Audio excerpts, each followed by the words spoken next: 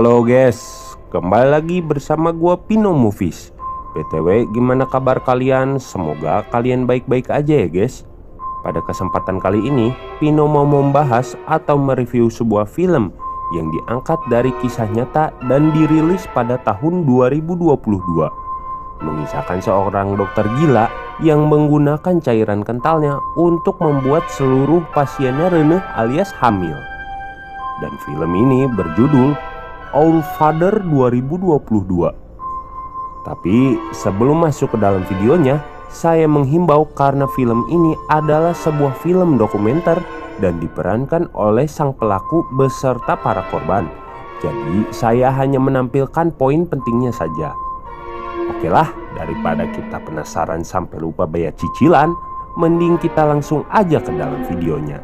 Dan jika kalian suka dengan channel ini, silahkan like, subrek aja, juga dinyalain loncengnya supaya tidak ketinggalan video terbaru dari Pino lainnya.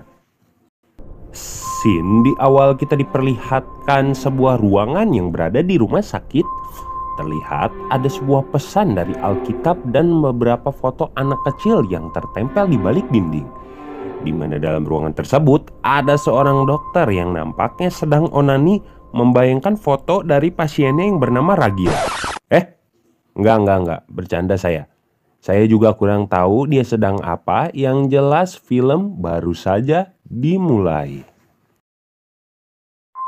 Film dibuka kita ditunjukkan kepada seorang narasumber yang bernama Jacoba.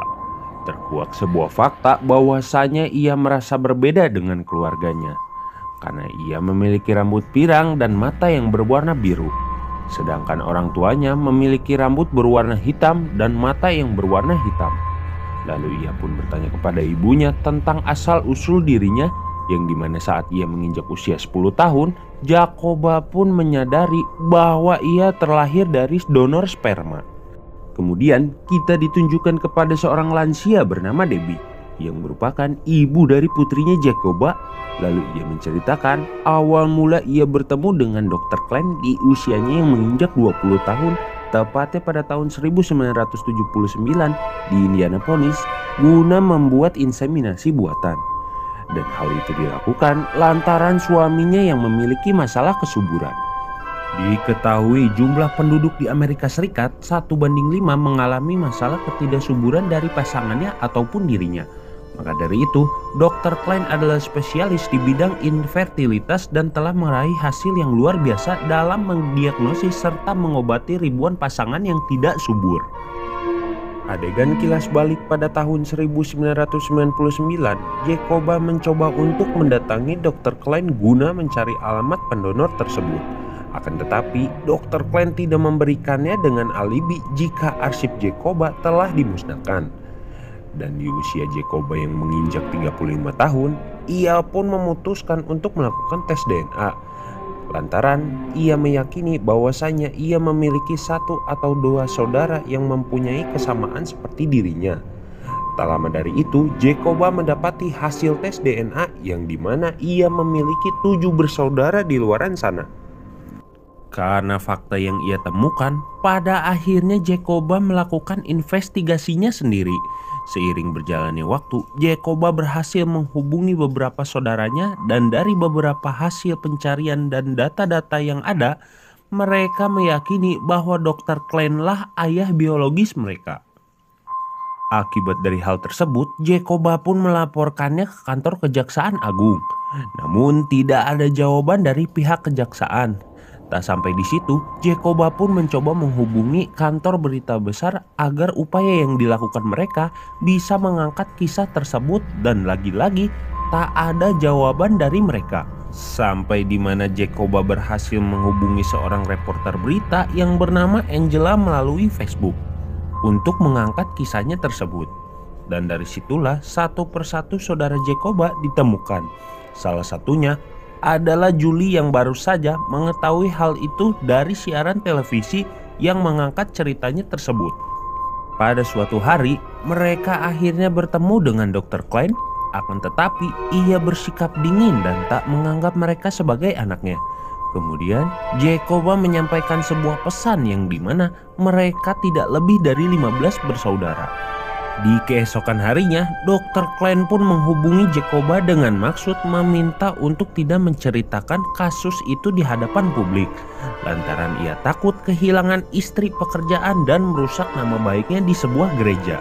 Jelas saja Jacoba menolak permintaan Dr. Klein tersebut. Setelah itu, Jacoba mencari beberapa informasi dan mendapati sebuah fakta baru yang dimana adegan kilas balik pada tahun 1963 saat Dr. Klein masih muda yang sedang mengendari mobil telah menabrak seorang anak kecil yang pada akhirnya anak kecil itu meninggal dunia. Akibat dari insiden tersebut, Dr. Klein pun menjadi orang yang sangat religius dan ada sebuah berita yang menyatakan Dr. Klein menggunakan lendirnya untuk menebus semua kesalahannya lantaran telah menghilangkan nyawa anak kecil tersebut. Dan gitu. Kemudian kita ditunjukkan kepada saudaranya Jacoba yang bernama Jason. Lalu ia menceritakan jika ia pernah melakukan tes DNA untuk mengetahui asal-usul orang tuanya. Sampai pada akhirnya Jason menerima email dari Jacoba dan berkata bahwa ia adalah saudaranya. Singkat cerita, Jacoba mencoba kembali menghubungi kantor Kejaksaan Agung untuk membuka investigasi yang dilakukan Dr. Klein. Namun, lagi-lagi tidak ada respon dari mereka. Salah satu orang dari Kejaksaan Agung yang bernama Tim berkata Kejaksaan Agung tidak mendapatkan unsur pidana dalam kasus tersebut. Jadi itu sebabnya Dr. Klein tidak dapat ditahan oleh perbuatannya. Jelas saja pernyataan itu membuat para korban menjadi emosi.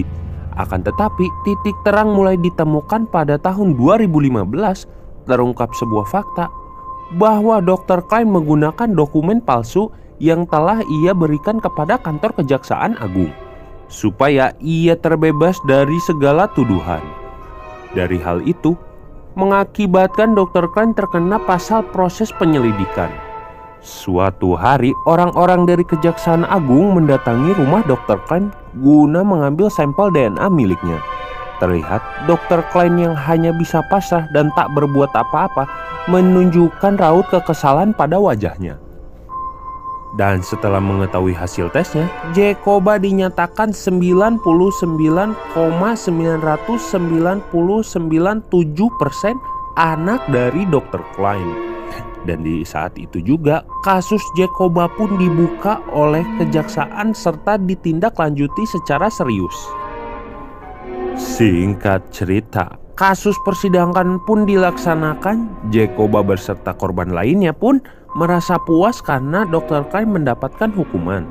Walaupun begitu, pasal yang didapatkan oleh Dr. Klein bukanlah dari prakteknya, melainkan kasus pemalsuan dokumen yang sebelumnya Dr. Klein lakukan. Lalu, Jacoba diberikan izin memberikan pernyataan terkait dampak-dampak dari para korban.